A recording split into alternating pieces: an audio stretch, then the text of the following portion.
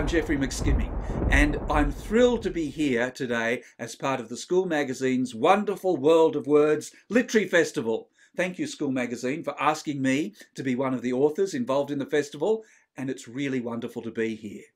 Now, as a writer, I wear many hats.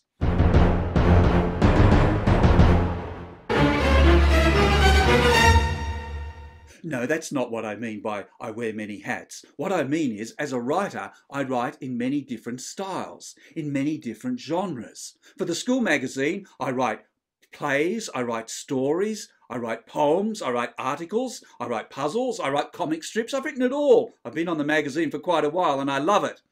But what I like writing most is stories. And the sorts of stories I like writing most are mysteries. Why do I like writing mysteries so much? Well, mysteries are fun to write. I'm going to give you a few little tips on writing mysteries today. Number one, when you're writing a mystery, the most important thing, I think, is that you, as the writer, have to be totally in charge of the story. By that, I mean that you, as the writer, have to know exactly what the mystery is and what the solution is. For example, you might be writing a story about a theft where something is stolen, or you might be writing a story about something going missing, or somebody going missing, somebody disappearing, or you might write a story about a murder, although you might want to write murder mysteries when you're a bit older. There's a lot of them out there, a lot of murder mysteries in fiction, lots to read about murder mysteries. Lots of great writers wrote them. So what you need to do is you have to be in charge of the story. It's your story. And by that, I mean you have to set up the story so that you know the ending, you know who did it, you know what happened, but you have to write the story in such a way that your readers won't be able to guess who did it or what went missing or what happened until they get to the very end of the story. You have to keep things from your readers and tell them only what you want to tell them.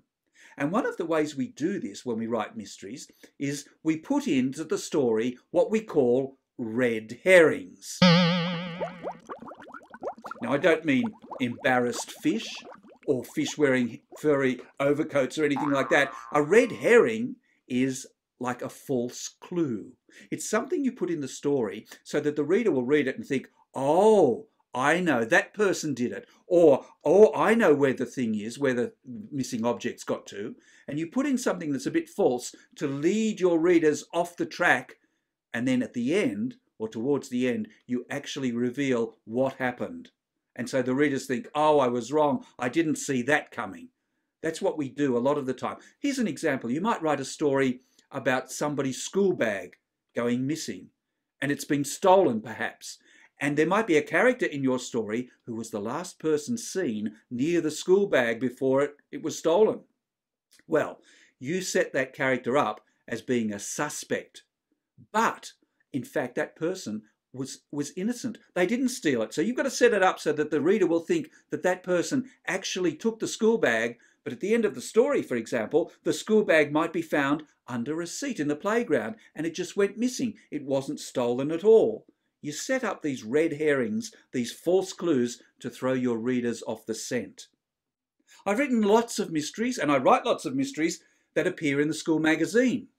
For example, Countdown, I write the serials that centre around the characters of Captain Ahab, Shasta the Brolga, and Bob, the odd job otter and fixer of all things broken and wonky.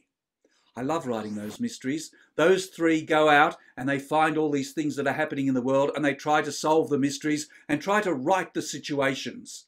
For Blastoff, I write mysteries centred around the characters Jules the Ocelot and Vern the Meerkat as they travel the world in the airship Cumulus. They have some exciting mysteries. This cover you just saw and this illustration are from the story I wrote earlier this year called The Mystery of Loch Mcnerch, set up in Scotland. And for Orbit, I write mysteries centred around the characters of Mr. Erasmus and Sylphie Quicksilver. And this mystery, this little illustration you're seeing now, is from the story earlier this year about some strange visitors, mysterious visitors, who visited Mr. Erasmus's house. And Mr. Erasmus and Sylvie Quicksilver had to work out why they were there and who were these strangers. I've also written a lot of mystery books. I wrote a series called the Cairo Jim Chronicles. Now there's 15 stories in that series, and Cairo Jim is an archaeologist. And we call these books Mysteries of History because Cairo Jim goes all around the world where there's a mystery at an ancient site, something to do with an ancient civilization or an ancient world or an ancient building or something, and something where what happened there has been forgotten. We've forgotten what's happened in these ancient places. So Cairo Jim, assisted by his companions Doris the Macaw and Brenda the Wonder Camel, they travel around the world trying to get to the bottom of these mysteries of history. So mysteries can also be set in the past, like Cairo Jim goes and visits the past. And speaking of that, the new series I write is another mystery series, the Phyllis Wong series. Phyllis Wong is a young magician, and magicians are very clever because they think differently to other people. So Phyllis uses her ways of thinking to solve mysteries. In this book, the first in the series, Phyllis Wong and the Secrets of Mr. Okito, there's a series of robberies happening all throughout the city in which Phyllis lives. And these robberies are happening right under people's very noses.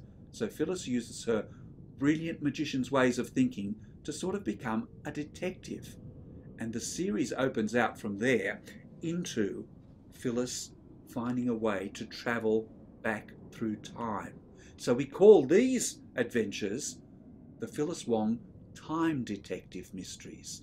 So you see, your mysteries that you write or read can also happen in the past. Phyllis travels all through. She even goes to meet William Shakespeare in Phyllis Wong and the Return of the Conjurer. So you can use history or things that have really happened as the basis for your mystery story as well.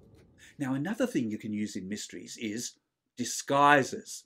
Your characters or your villains can disguise themselves, or even your hero can disguise himself or herself so that they're not known who they are as they try and solve the mystery. There's all sorts of disguises you can have. You can have your people wearing strange glasses, or